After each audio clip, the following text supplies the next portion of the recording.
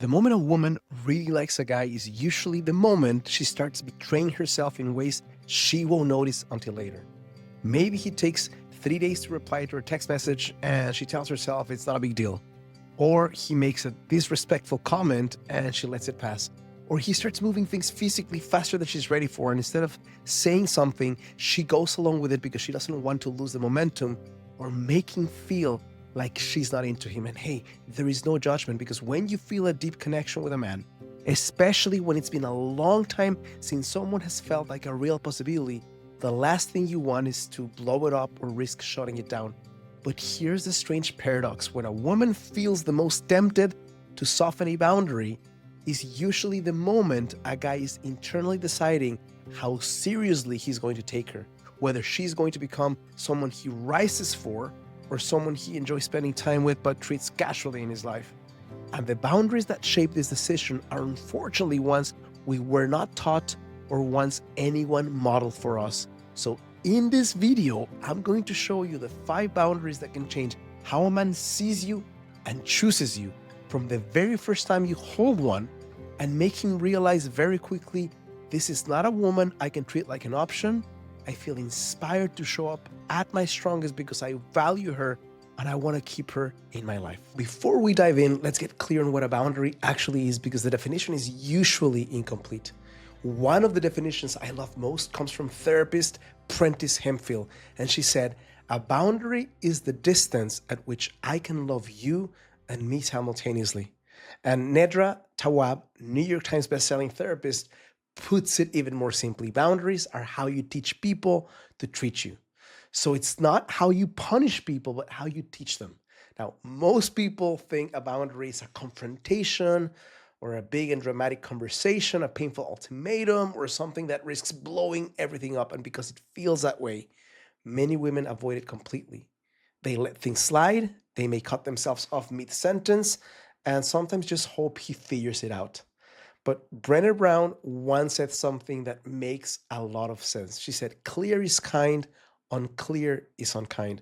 So, for example, that time where you let it go even though it hurt you because you didn't want to make it a big deal, that's not being easygoing. That's being unkind for him and for you, because now he's walking blind without crucial information about what you need, and you're feeling frustrated that you never got the opportunity to have a meaningful dialogue.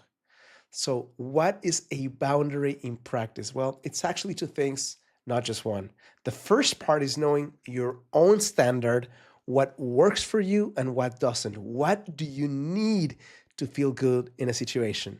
That's an inner decision before he does anything right or wrong. And having that level of clarity and specificity is what makes you sound grounded when you speak. He can feel that you actually mean it. The second part, and the most important one, is what you'll do if that standard isn't met. You don't have to lead with that. In other words, you don't walk in announcing the consequences before anything has gone wrong, but you know it. A lot about what I'm going to show you today starts with a request. So, step 1 is you state what you need. Step 2 is you hold it. In other words, you stay consistent with what you said without needing to announce it. That's the boundary in action. Step 3 is making it explicit when it needs to be said. In early dating, the way you ask for what you need, which is usually clearly, calmly, without over explaining yourself, is very powerful information to a conscious man. It's going to tell him immediately that you value yourself and who he's dealing with. And that specific signal, as we talked about at the beginning of this video, is usually the exact moment he starts internally deciding how seriously he's going to take you. So here's how the whole thing works in real life. So step 1, you tell him what you need. So for example, something like, "Hey, I need a bit more notice than same day if you want to make plans." That's it. Most conscious guys are going to hear that once and adjust. Step 2, maybe he does it again. You don't cancel your previous plans for him, but next time you speak or you text, you say, "Hey, as I mentioned last week, I need a bit more notice to see you. So I already had plans last night, but just let me know what works later this week." You're warm, but you're also consistent with what you said. So that's the boundary in action. Step 3, let's say it keeps happening. Now you leave with what you want, which is to see him. Then you're honest about what he needs to do to change it and what you will do, aka boundary, if it doesn't. Hey, I really want to see you. And same day genuinely doesn't work for me. So if you keep asking me with short notice, I'm going to have to continue saying no going forward.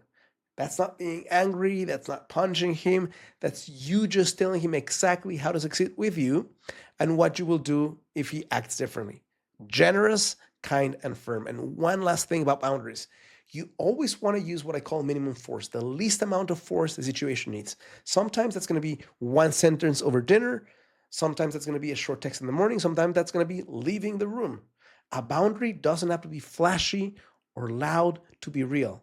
I'm going to go into the 5 crucial boundaries. Before I start, if you're a single woman watching this, I'd be willing to bet you're not aware of the real reason, meaning the root cause, your blind spot, as to why you're still single. So what I've done is I've taken 14 years of helping women in every walk of life you can imagine to attract the love of their lives. And I put together a quiz you can take in literally 60 seconds that will reveal to you the number one reason you're still single. If you want to participate, all you have to do is go to the first link in the description.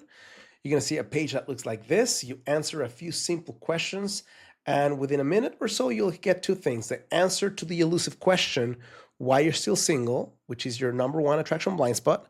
And you'll also get a custom report based on your specific blind spot that will share with you what is the number one thing you can do today to attract the relationship you want in months instead of years. The first boundary is what I call the first filter.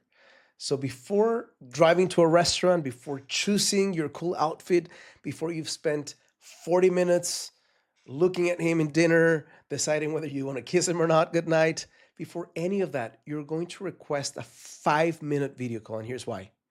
When you agree to meet a guy you've only texted with, you're stepping into a level of vulnerability that he simply doesn't share.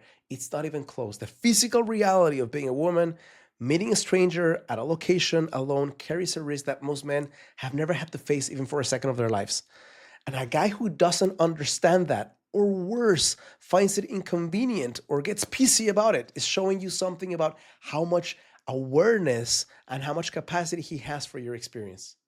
So as easy and simple as it sounds, many guys will disappear and self-disqualify right here, which is really good for you. A conscious guy doesn't need this explained. When you say, hey, I'd love to do a quick video call before we meet, he's going to say yes, because he already knows the disparity in risks and that he's a stranger to you, and he's going to find that reasonable.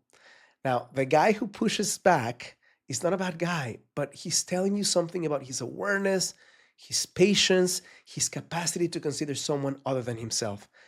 And to be clear, this conversation on video is not about figuring out how much explosive chemistry exists. You're not auditioning him for a husband in 10 minutes. You're simply ruling out the obvious hell no experience that a little bit of conversation could have caught before you gave him an entire evening of your life.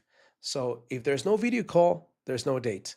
A truth worth remembering for every one of the boundaries I'm going to share today is that a good boundary is going to help a guy who is aligned with it to step up, and a guy who's incompatible to simultaneously step down. The second boundary is what I call the intentionality boundary. Think about how you would work with a realtor. When you hire a realtor, you don't just say, hey, show me some houses. You're going to tell her what you're looking for. For example, 3 bedrooms, maybe a specific school district, for sale versus for rent. And she doesn't just show you anything that doesn't meet the list. This saves both of you, not just you, time. Dating is going to work the same way. Before the first date, you need to ask one simple question. At this stage of your life, what are you looking for in a relationship? Now, that is it. Super simple and direct and without any apologies. And it's very important to know that you're not asking him about you, you're asking him about someone. Now, if a guy gets uncomfortable with that simple questions, he's showing you something very important already. He may not be ready for a relationship. A conscious guy who knows what he wants will be happy to answer this question. He may not have the most elaborate answer, but he's not going to be scared about having this conversation. Now, here's what you do with what he says. Let's say, for example, he wants a real relationship or a serious relationship. Maybe you get curious and say, hey, I'm looking for a real relationship too. Tell me what that looks like to you, because real means something different for you than for him. And you want to make sure that you're actually aligned. If he says, I'm not sure, or I just want to keep things open, or I'm just seeing what happens. Don't argue, don't try to convince him. Just say something like, I appreciate you being really honest with me. At this stage, I'm only looking to spend time with men who have a very particular kind of relationship in mind, but I wish you well, and you really mean it. You're not rejecting the guy as a person, you're just not shopping in that store. This means you'll go on fewer dates, but they will be far greater for your self esteem and for your time. The third boundary is what I call the slow burn boundary. And it's really important to understand why it matters so much. You need to know something about what's actually happening in your body when you're physically close to someone you're attracted to. There's a hormone called oxytocin, and you've probably heard about it, maybe referred to as the love hormone. What it does in simple terms is it bonds you. It's released through physical touch, holding hands, a long hug, kissing, cuddling up on the couch. The more of it that floods your system, the more attached you become to whoever is right in front of you. But here's the challenge. Oxytocin doesn't ask questions. It doesn't check intentions. It doesn't know whether he passed the first two boundaries or not. It's just going to do its job. And research shows that as attachment grows, your ability to see your partner clearly decreases. The same chemistry that makes love feel so extraordinary is the same chemistry that can make you overlook things you'd never overlook in a friend or a colleague where there's no chemistry. So for women, you will bond faster and more deeply through physical touch than men typically do. And that's not a weakness, it's just biology. And it means that the pace matters a lot more than you think. So the slow burn boundary is this: you let the emotional connection happen first. You feel the pull and you don't run from it, but you pace the physical progress and you stay present in your body to notice when things are moving faster than it feels right. And when they are, you slow it down. You redirect. You could even cut the evening short if you need to. Here's what it actually sounds like in real life. Maybe you're on a third date and things start getting a little heated up and physical faster than you're comfortable with. Or maybe you're comfortable with, but you realize that it's going to maybe work against you. So you look at him and say something like, I am really attracted to you and I want to take this a little slower physically because I want to get to know you better first. Just that. You're not rejecting him. You're telling him exactly how you feel and exactly what you need in the same sentence. A conscious guy will step up even if he doesn't love it. He gets that you value and know yourself and that you're worth the wait. So you can say this before anything happens. You can say it in the moment. There's no script for when you do this, but you say it when it feels true for you. Now, what you're protecting here is not your reputation or some idea of how dating is supposed to look. You're protecting your ability to actually see who he is before your body has already decided it doesn't matter. The fourth boundary is about sex. I strongly recommend waiting to have sex until you're in an exclusive relationship.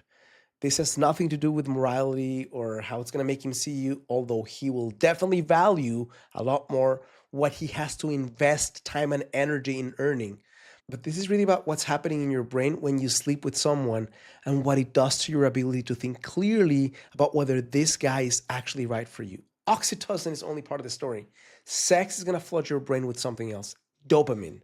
And dopamine is the same neurochemical that is activated when someone uses cocaine, for example. Helen Fisher, the anthropologist who put people in brain scanners while they looked at photos of someone they've just fallen for, found that the reward circuitry of early romantic love is chemically indistinguishable from addiction. The same brain regions, the same intensity, the same craving and withdrawal when it's taken away. And sex is going to deeply accelerate this entire process. So if you meet someone, you feel strong chemistry and you sleep with them, and your brain now, not your heart, starts generating the feeling of being in love, whether the relationship has earned it or not, whether he's an amazing guy or a pretty toxic human being. Some people are going to hear this and say, well, hey, for me, it's just sex. It doesn't have to mean anything.